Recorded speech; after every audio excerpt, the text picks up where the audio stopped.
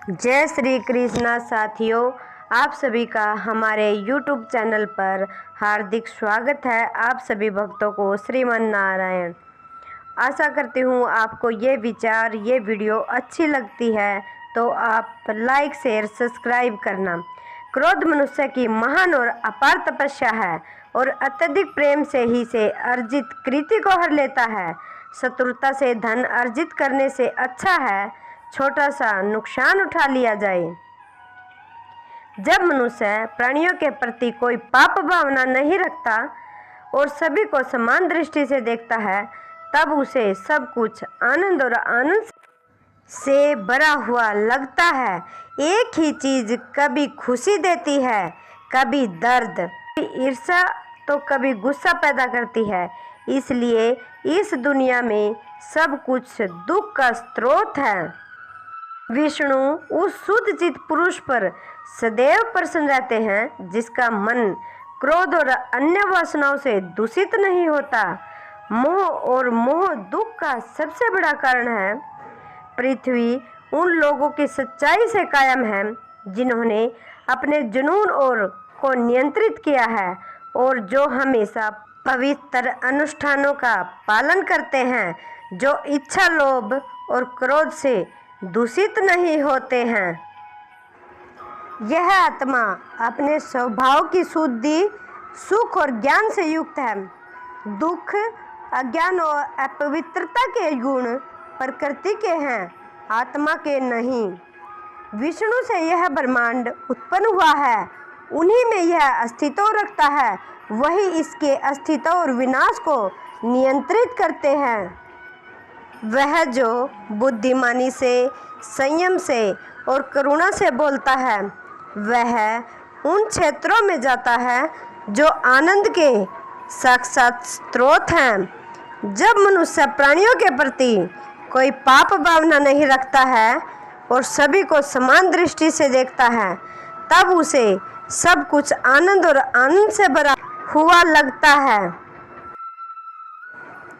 उस ब्रह्मांड की दो स्थितियां हैं, एक बिना मूर्ति के और दूसरी मूर्ति के साथ, एक अविनाशी और दूसरा नाशवान, जो दोनों सभी चीज़ों में निहित है। अविनाशी सर्वोच्च ब्रह्म है, यह संपूर्ण ब्रह्मांड नाशवान है। समय अनादि है, अनंत है और इसका कोई अंत नहीं है।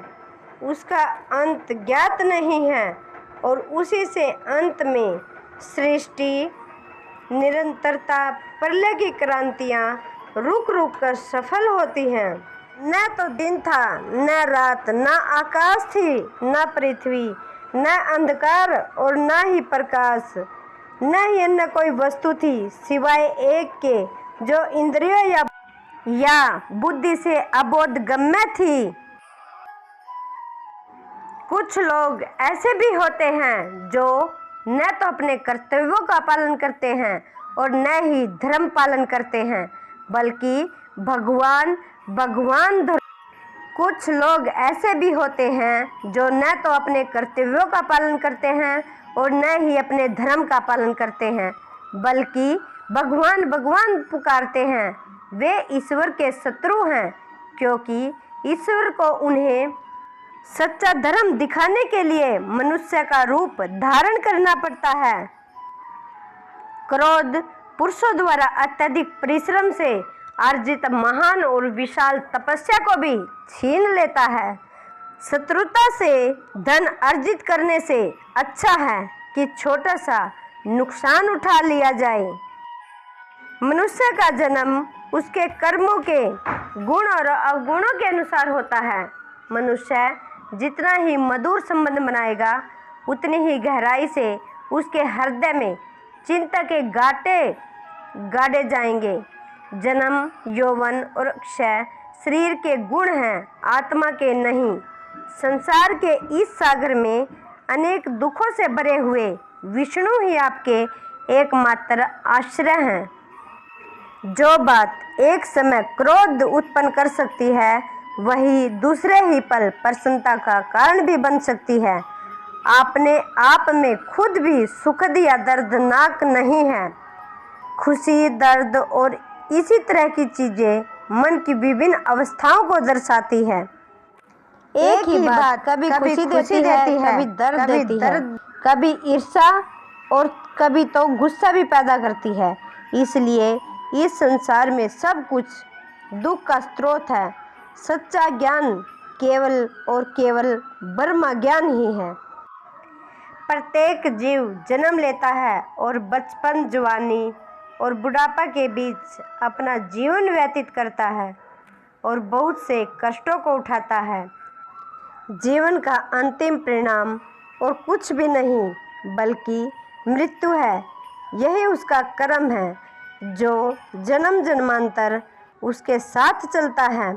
परंतु यह आत्मा प्रत्येक जन्म में भूख, प्यास, सर्दी, गर्मी को भोग समझने की भूल करती है। जितना अधिक ऐशो आराम का संग्रह करता है उतना ही व्यक्ति दुखों को बढ़ावा देता है, अर्थात दुखों को भोगता है। अगर ये विचार आपको अच्छे लगे तो अधिक से अधिक लाइक, शेयर एंड सब्सक्राइब करना।